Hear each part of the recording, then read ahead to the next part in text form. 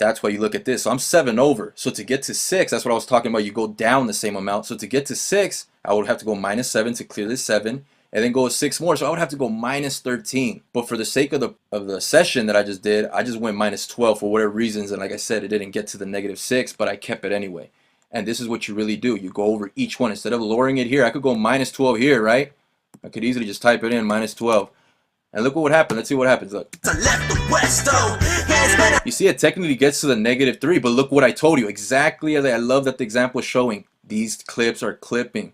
So even though we're no longer clipping here in the overall output, the clips are still clipping. So I didn't like that. So that's why instead of doing this, I put it back to 0, I do this. I go to each individual track, minus 12. Boom, minus 12.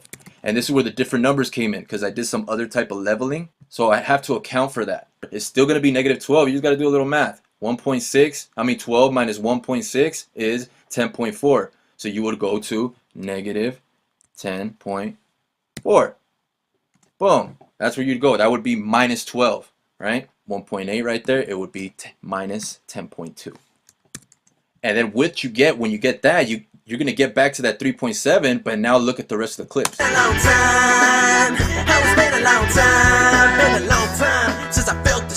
Look at that. See, that's the reason for that. So that's why I made this little separate kind of on-screen recording just to get this example clearly through, because it's very important to get to this range. Look, right now it's showing negative 5.5.